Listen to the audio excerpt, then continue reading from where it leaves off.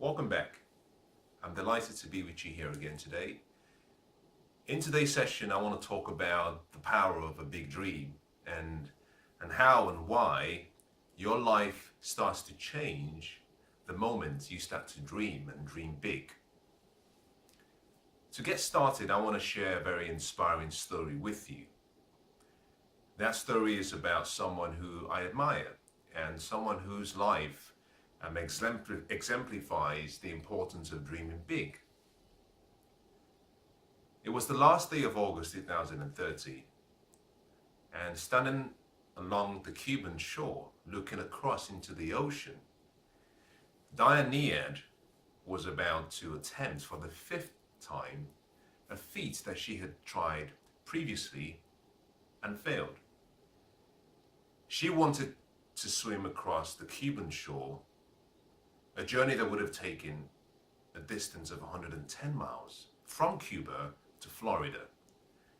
That same dream, that same feat had been attempted since the 1950s, and everyone who had tried had failed.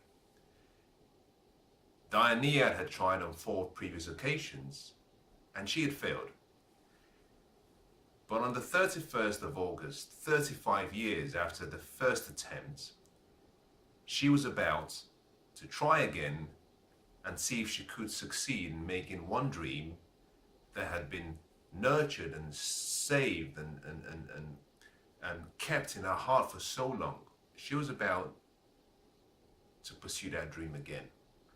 But there was a difference in this experience now, because she had this burning desire and this passion, but more importantly, she had this resolve within herself that she would find a way, that she would make it true.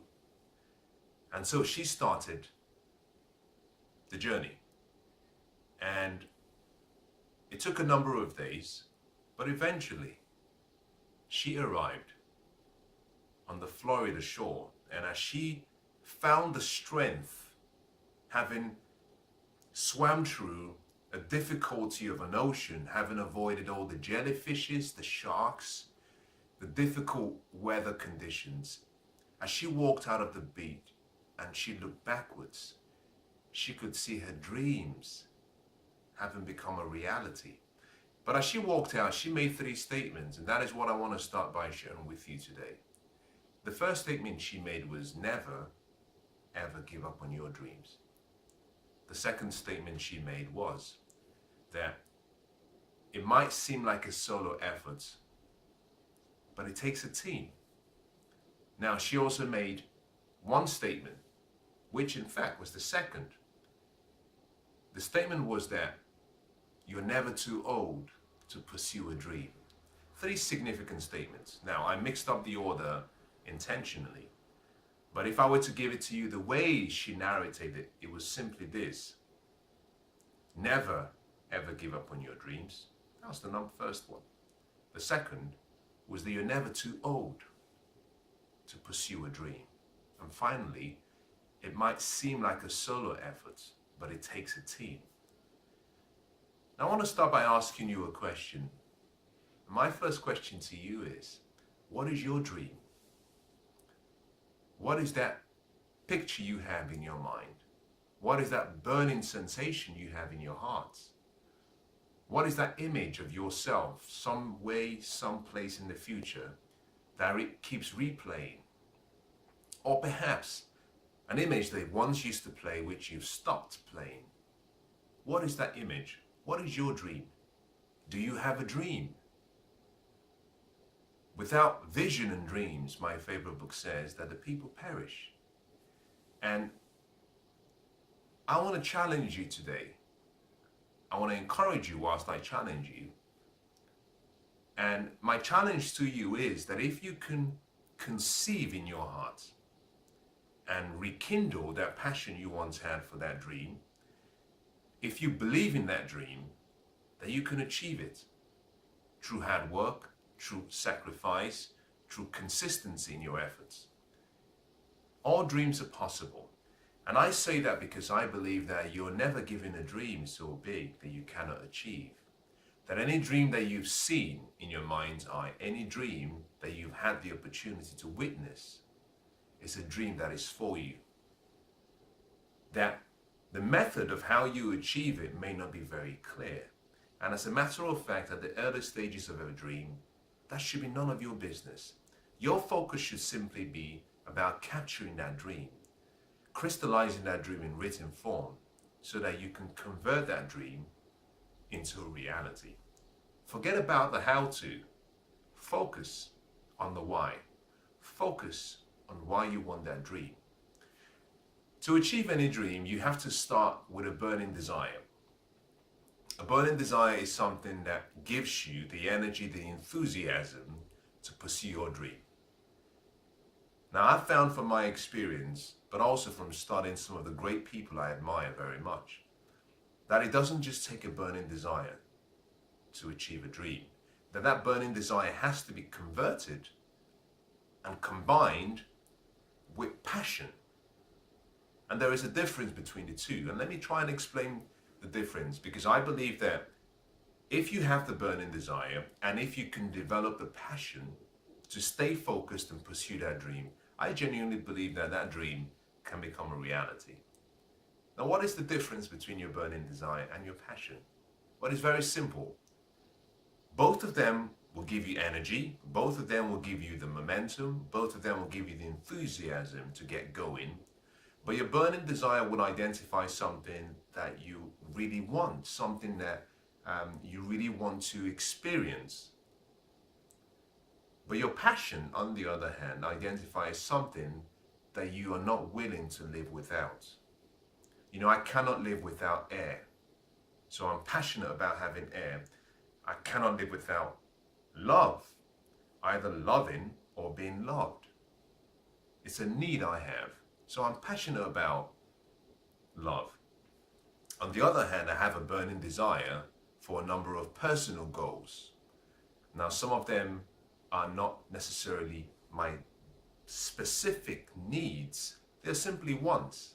They're things that I would like to have. If I don't achieve them, it's not a big deal. I want them, but because they're not needs, I can live without them. But what you're passionate about identifies something that you're unwilling to live without. Diane Nead, at the age of 64, achieved her dream. 35 years of nurturing this dream. She achieved that dream because in her heart, she was unwilling to live without that dream. What are you unwilling to live without? What in your life is still missing? What have you identified as the missing piece in that beautiful puzzle that completes your life?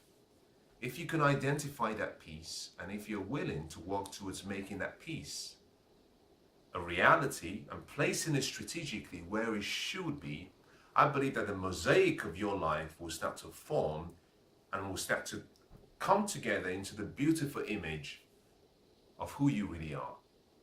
We all have greatness within us. You have greatness within you. And that greatness within you is activated through a dream. As a matter of fact, your true greatness is revealed to you through a dream. And let me talk about a dream very briefly, because I think that will be quite useful for a number of people who are not really sure what it means to dream. Now, it certainly doesn't mean going to bed and having a nightmare, or going to bed and having too much to eat before you go to sleep and having all these reactions. It certainly doesn't mean, going to bed with a dominant thought or an experience you've had from the day that didn't serve you and it keeps replaying in your mind. I've had funny dreams and I've had scary dreams and I've had pleasing dreams. And it doesn't mean all of that. A dream is simply a picture of who you are, a picture of your future, a picture created by you, a picture in your mind's eye that describes a future where you see yourself being what you want to be, doing what you want to do, and having what you want to have. A dream is simply the process of using your imagination to visualize, to create a future that doesn't exist, but with much confidence and conviction that you can march towards that future and make it a reality. Dreaming is the same as visualization. It's allowing your creative side, your creative imagination to pull together pictures of what could be. I love what Albert Einstein said. He said, imagination is more powerful than knowledge. And that is true, because knowledge is limited based on what you know, or based on what you can accumulate. But your imagination, on the other hand, this God-given mind you have, has no boundaries. You can create anything you want. As a matter of fact, wherever you are now, if you were to just do a 360 look around, one of the things you will observe is that everything that you see that is tangible, that you can touch, you can feel, you can smell, everything you can see came from something that could not be seen initially. The things that exist have come from things that didn't exist before. And the reason was because it all started as a thought, as an idea in someone's mind. And through the process of dreaming and creating and allowing the creative part of the inner mind to go to work, those thoughts and those pictures have been brought to reality by hard work, by sacrifice, by persistence, by passion. In the same way, you and I, we have the opportunity to take our dreams and make it a reality. You know, when we're young, at a young age, we all have this ability to dream. If you were to spend time with a young child, you can see how fascinated they are about life. You can see the creative side of their mind in action. You can see how well they think and how well they dream and how well they visualize various things. And we all start the same way. But unfortunately, as we grow up, we become adults. I usually say we become adulterated, that we lose our ability to dream, we lose our capacity to dream. And part of that has to do with the challenges we face through life, the responsibilities we inherit through life, that we have dreams at a young age, but the pressures that we experience, maybe as a result of our responsibility, you know, your family, your social responsibilities, your health responsibilities, whatever that might be. Sometimes our dreams are put to the side and we say, maybe not now. But that God-given dream is still there waiting to be picked up and put to use. To achieve any dream, you have to dream like a child. You have to see things beyond what your eyes can see. Now, when you see through your eyes, we call that sight. You know, your sight is a function of using your eyes. And your sight is really important. It's one of your 5 senses. Very important. But I found that your sight is often the biggest obstacle to achieving your true dream. Because your sight will show you things as you can see them in the present. But your mind will show you things that could become in the future. And in many cases, your sight or your eyes is often a hindrance to seeing through your mind and to seeing through your vision. And in many cases, you have to discipline yourself to see like a child, where you ignore the obstacles and everything that might suggest that you cannot achieve that dream. But instead, you just go with the feeling and the flow of what your mind is telling you. You know, I come from very humble beginnings, and I look back at my life and I laugh, simply because when I started dreaming of this life that I'm experiencing now, if you saw where I was raised and how I was raised and the conditions under which I was raised and the time in which I was raised, you might have said that a magic wand would have been needed to take me from where I was to bring me to where I am now. You know, I'm nowhere close to what could be. I'm still on that journey, but I'm not where I used to be because I started by giving myself the permission. And this is what I want you to write down if you're taking notes. The first thing you have to do for yourself is simply give yourself the permission to dream. Give yourself the permission.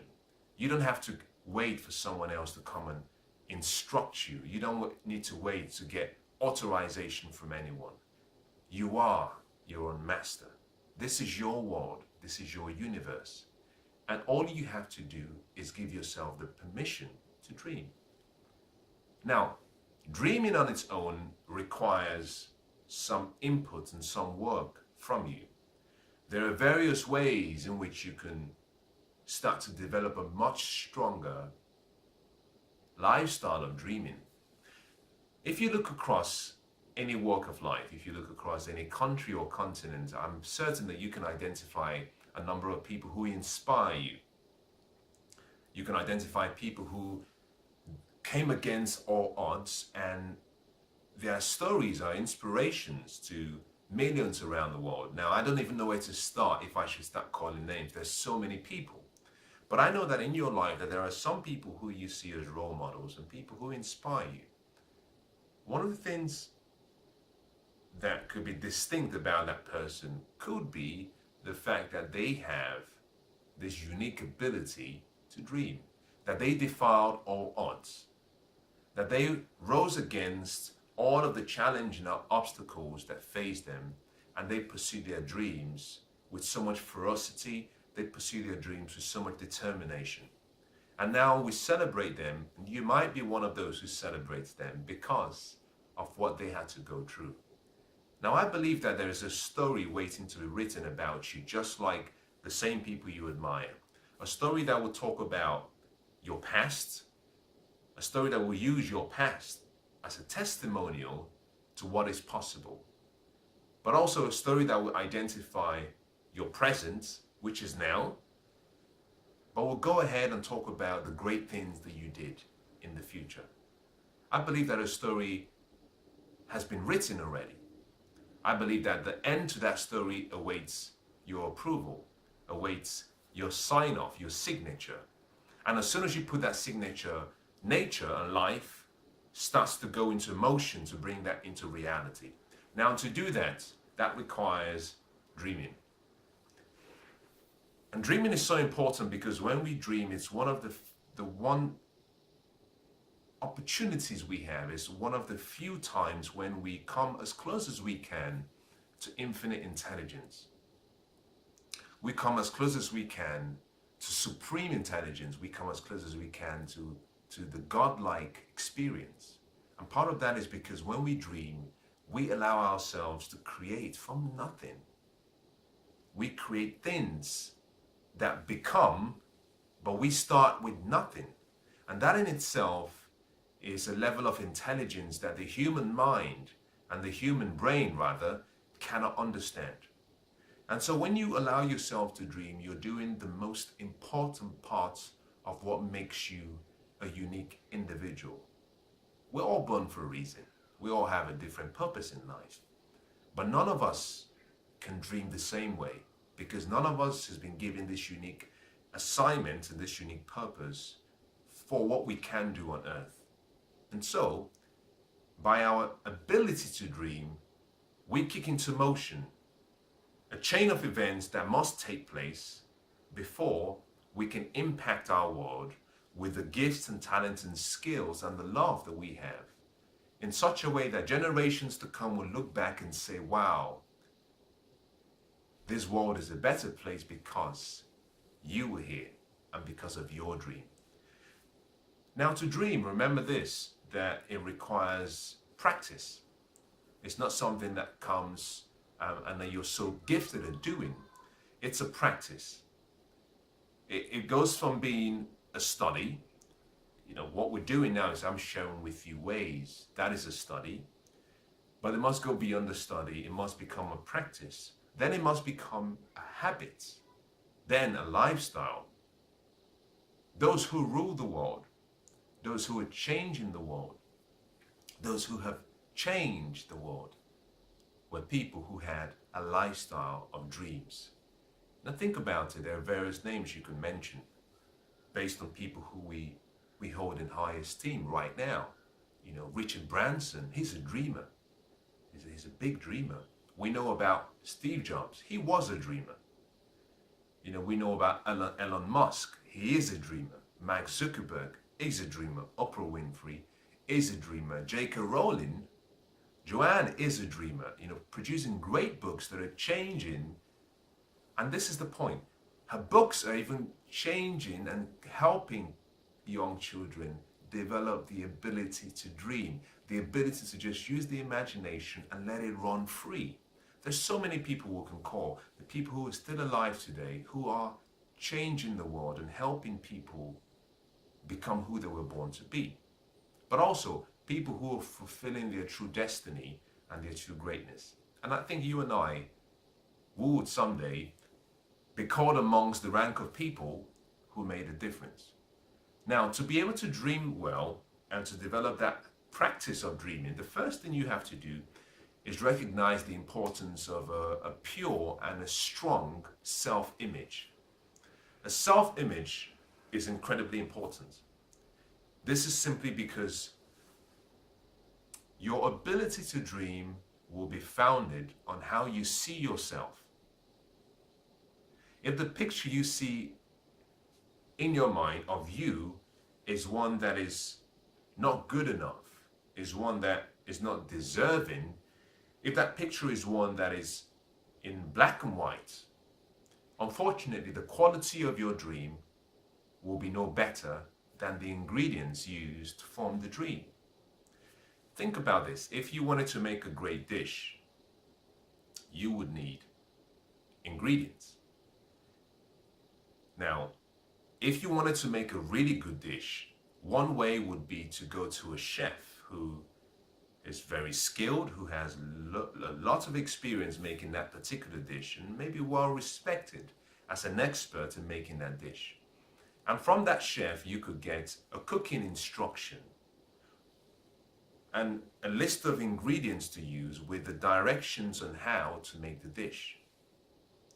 So the quality of the dish depends on the quality of the ingredients used to make the dish. But more importantly, even if you have all the ingredients and you put all the ingredients in the same pot and you steamed it or you cooked it, there's no guarantee that it would come out the way it was meant to be.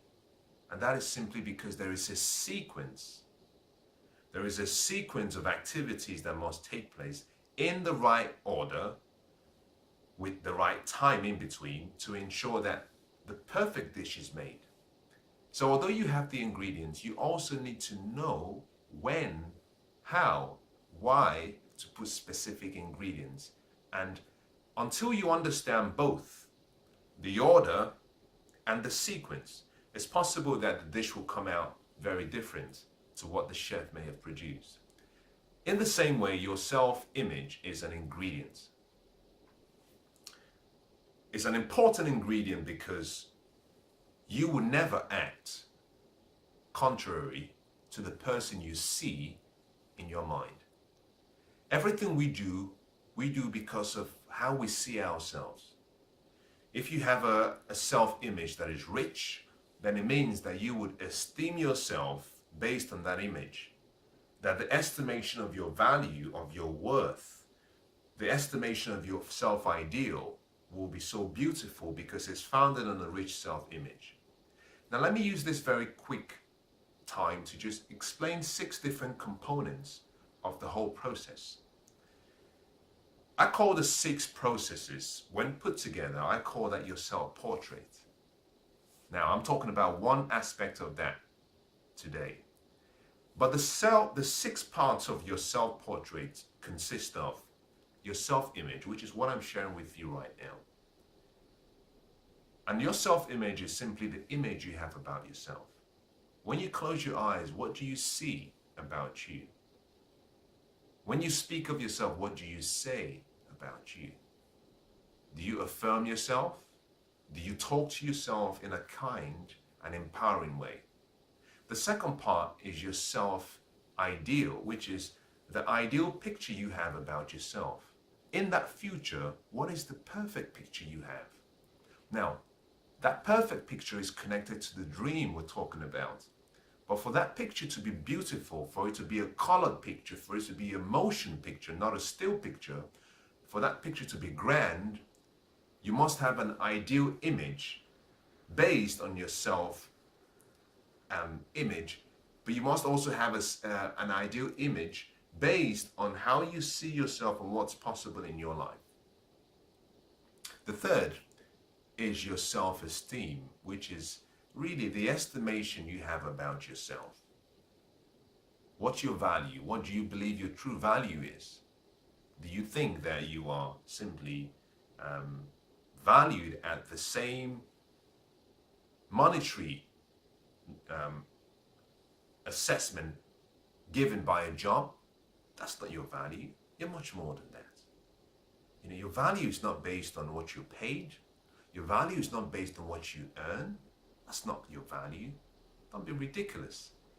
You're too valuable to put a monetary tag on yourself. You're too valuable that no one, no human brain, no human being can understand your true worth. But what I would say to you is this, that the value of something is determined by how rare it is, not by what is paid for it. I'm wearing a wristwatch now. The value of this wristwatch was based on what I paid for it. The value was, in some cases, or rather the cost was set by the manufacturer, but I valued it at a certain price based on the manufacturer's cost. Now, the cost by the manufacturer was based on a number of factors. You know, the cost of getting the spare parts, the cost for assembling, the cost for shipping and postage, and all of that added together with their profits, they give it a cost. They say, well, that's what we think is valued at. You, on the other hand, you were made so beautifully and so uniquely, and there is no one like you. So your value is based on how rare you are, and your rarity, there is only one, which means that your value is almost impossible to put a tag on what that would be. You're too valuable for anyone to understand. Now, if you don't see yourself as being valuable, your self-esteem will be very low. And you cannot dream from a point of low self-esteem.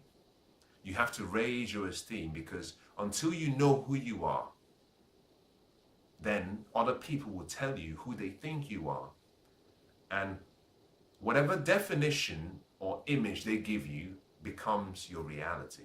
And that could rob you of your dream, your true dream. Now, there are two other parts that I want to talk about very quickly.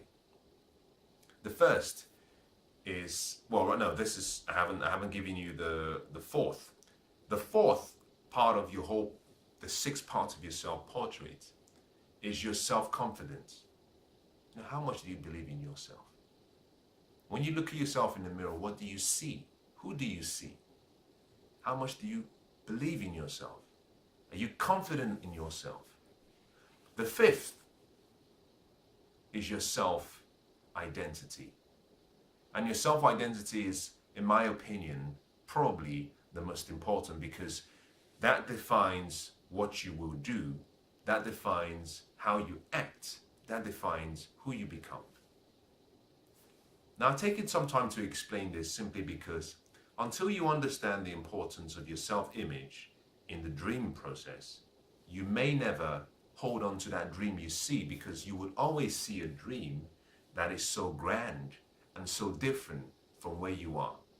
You know, when Diane decided she was going to try again, the fifth time, she was going to try 35 years after she had attempted her first attempt, everyone would have said to her, "You're 64 years old, Diane.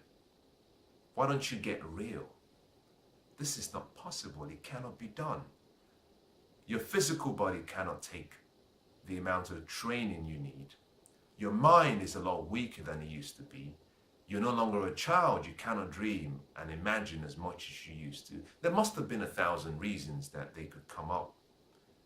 But unfortunately, what they failed to understand was that she had one reason. You see, the image she always had about herself was about that young girl, standing on the other side of the shore in Florida, having succeeded and achieved that dream. And that was the image she held on to.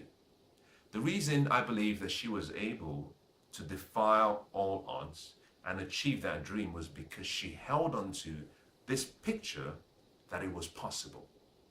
In the same way, you have to hold on to a picture that says it's possible and that I can do it. Now, the second thing, moving quickly, that you need is you need faith and you need belief to making a dream become a reality. Now, what is faith? Faith is the substance of things that you hope for and the evidence of things yet not seen. Now, you might be saying, I don't understand how you can have the evidence of something you haven't seen. Well, let me share with you some ways through which you can make that a reality. Faith is substance of things that you hope for. Now, that substance comes to you in the form of a picture in your dream. It comes to you as a form of images through your dreams. Now, the evidence of what you've seen in the future has to be documented in writing. That is the way it becomes the evidence. Now, other people may not have seen it become a reality, but you've seen it in your mind's eye. And now you make it substance, converting it to an evidence by capturing it in writing, by converting it to pictures, by having photographs that you can look at and say, that is me, that is my future, and I'm walking towards that future, and I will achieve that dream and goal. You have to understand that without faith, it's impossible to achieve any dream. We all have faith. We all have faith. And I'm not using faith here as a religious connotation, not at all. I'm just saying we all have belief. Now, if you woke up this morning and you got ready to leave the house, then you have faith. The reason you're leaving the house, heading towards work, is because you have faith that you will arrive at work safely. Because if you didn't, you wouldn't leave the house. So you leave the house, or you've left the house, because you had faith that you would arrive at the destination. You got into your car to drive to work, maybe use public transportation. You had faith that you would arrive there safely. So we demonstrate and practice faith in different ways. It's simply belief with expectation. Now, to achieve your dreams, you need faith, but you must go beyond faith. You must take it beyond just having this esoteric way of seeing things. You have to take that faith and put it to action, because action is the highest form or expression of your faith. By capturing your dreams in writing, you're simply saying, I'm going to convert these dreams into a plan because I believe in the dream. Now, action is only achieved through expectation.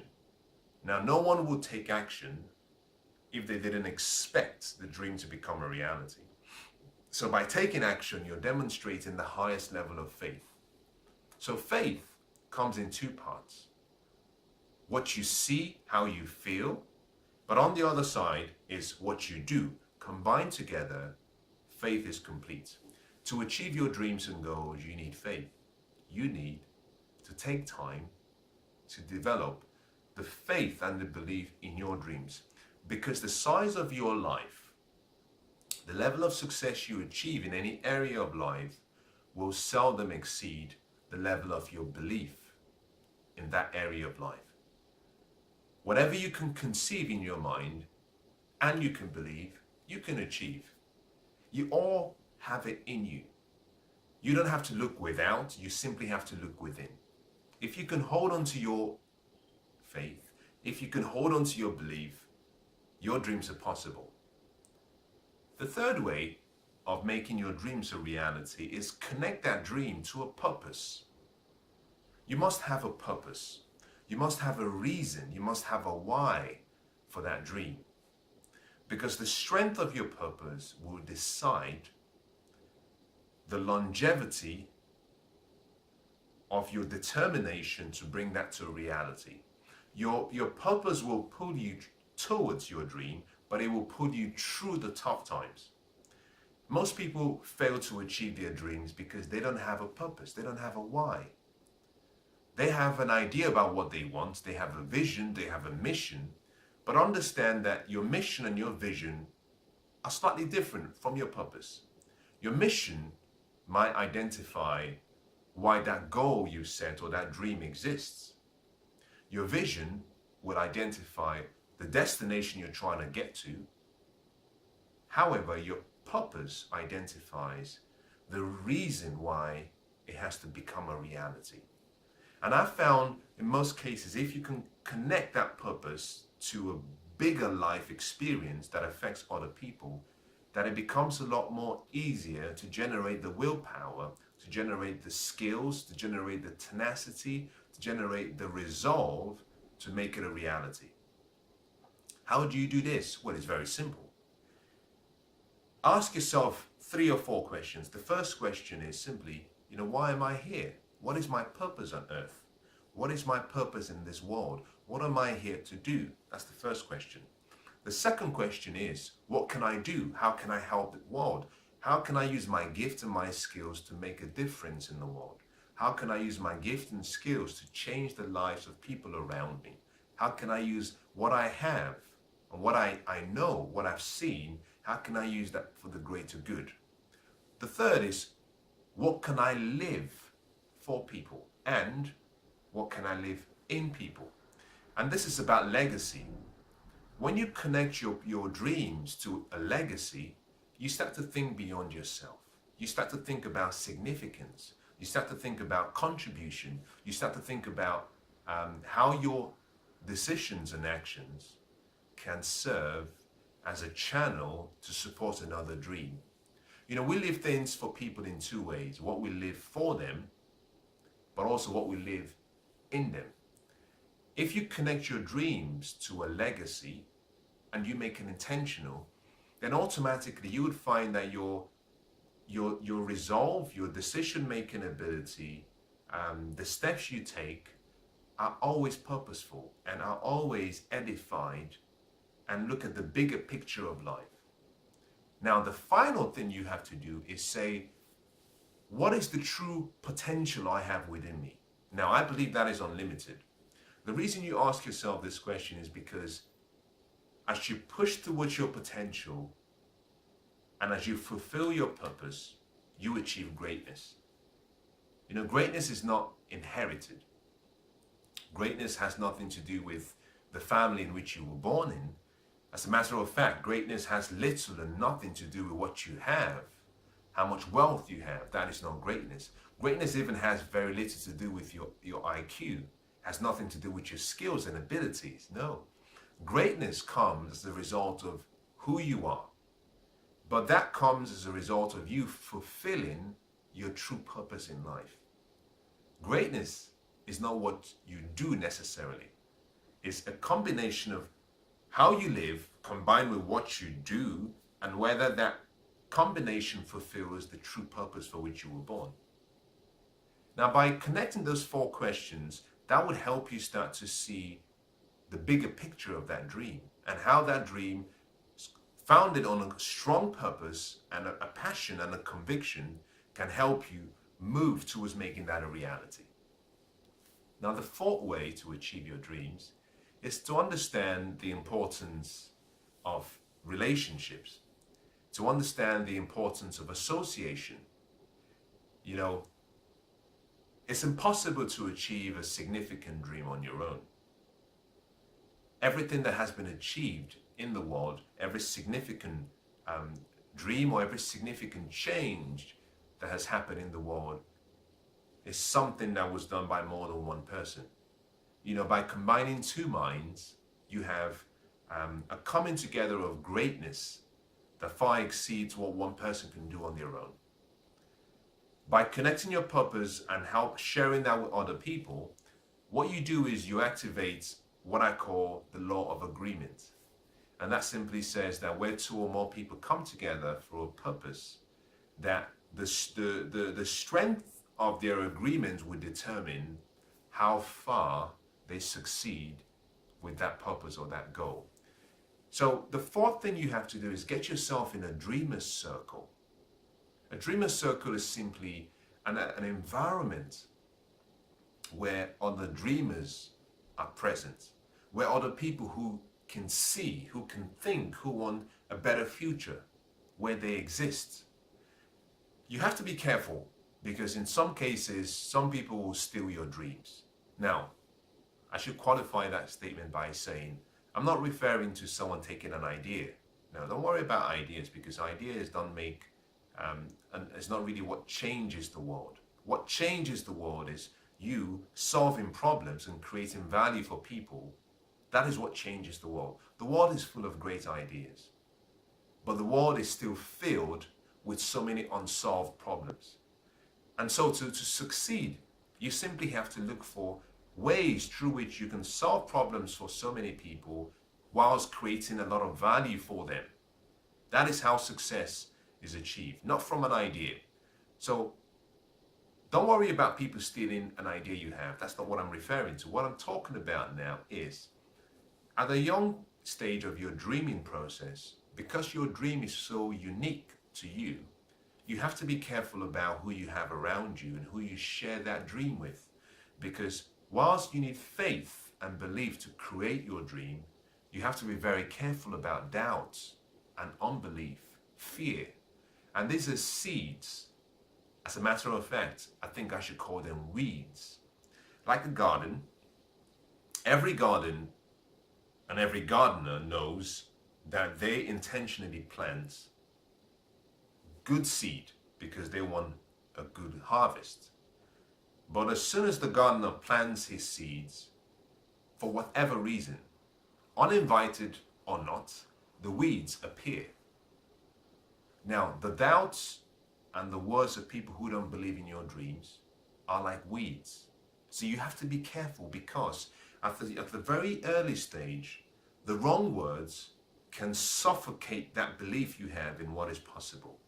You know, we have so many people, and I've met so many people who never had the opportunity to achieve their dreams because someone they trusted, someone they allowed into their inner circle said something, and that word, that spoken word, was so powerful in neutralizing every ambition they have, in neutralizing every hope they had about the future. And unfortunately, because that weed was planted, it continued to grow. And these individuals I refer to didn't understand how to weed out all those weeds and remove all the weeds. And until you learn how to weed out the words and opinions of people who are not supportive of your dream, it's important you stay away from them. So to get in a dreamer circle, it requires some level of discernment. It requires some level of being careful in studying the environment. But one thing I can say to you is this: be careful about who you share your dreams with. But remember that no large dream can be achieved alone. You know, Martin Luther King said, I had a dream. And he shared his dream with so many people, and thousands and hundreds of thousands and millions of people supported that dream. And today we can see that dream becoming a reality because he shared that dream with the right people. The wrong people tried, but we had so many right people supporting that dream. So whilst you're trying to find the right people, study the environment and study people. And I would say this to you as a clue, that when you get into an environment where you find other dreamers, you will know. And the reason you will know is because in that environment, you will be able to be aroused. The success and the fragrance of their success and their dreams will arouse the greatness within you. Now, if you've ever walked into a shop, or perhaps you've had someone come into your presence and the person is wearing a very nice aftershave or wearing a nice perfume, you notice something, that the environment changes immediately they walk past you. It's pleasing, it's exciting, it's attractive. Similarly, you may have been in a place where someone was perhaps not wearing any aftershave or perfume, and maybe they had a little bit of a difficult personal body smell, put it that way. I don't want to use the word that comes to my mind. In the same way, by them walking into your presence, there is a stench. There's a stench that you can smell. You see, when you walk into greatness, or when you're around greatness, or when you're around success, when you're around dreamers, there is a fragrance. You can smell the fragrance in the air. Similarly, when you're around people who do not support your dreams and goals, when you're around failures and people who are naysayers and critics, there is a level of order you can smell in the environment. So use those two matrices as a way of testing wherever you want to go to and find the right people. But it's important you get into a dreamer circle, because dreams and dreamers need a circle of cheering fans to keep the flame burning, to keep the excitement about the dream burning. You need to be able to lean on other people's dreams and see what they're doing, and have them lean on your dreams also to get encouragement from you. So I've talked about 4 things, and let me summarize the 4, and I hope this has been helpful to you. The first thing I said is you need a great, not just a good, a great self-image. And that is something you can work on and you can build on. To become good at dreaming, you need a rich self-image. The second thing you need is that you need to have faith and belief in that dream. And if you can take that faith and that belief and put it into action, that dream can become a reality. Now, the third thing you need is you need purpose.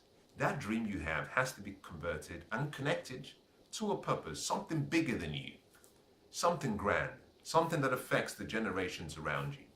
And number 4, I said you have to get yourself into a dreamer circle. If you can do this, if you can apply these 4 different techniques, I believe that any dream that you have can become a reality. I believe that any dream that you can think of will be possible. And let me encourage you by leaving this with you. And I want to say this. Like I said earlier on, you're never given a dream so big and so grand that you cannot achieve. Anything that you can conceive in your mind, it becomes possible. You can achieve it. And understand something, that your mind cannot tell the difference between what is real and what is imagined. Whatever you can visualize in your mind starts to work on that as though it were real. So why don't you use that as an advantage, and use that power of the mind to help you become who you were born to be? I genuinely think that you have greatness within you. I believe strongly that you have a unique angel that lies within you that is waiting to be unleashed, to be released to the world. And that angel is awakened the more you dream. And the more you dream, the more the angel awakes. And I believe that that angel is crying out right now saying, I'm ready to come out. And so let me encourage you to go back and dust off your dreams, whatever dreams you may have had in the past. Dust them off the shelf. Let's shake them off and let's put it back into use. Let's get the mechanism working again. If on the other hand, you don't have any old dreams, why don't we start dreaming from today? Why don't we create the future we want? Why don't we schedule the future? Let's not wait for life to happen to us. Let's make life happen. Let life happen for us. Life is in you. Stop waiting for life to happen. You are life. So start today and start dreaming again. And I want to wish you the best. God bless.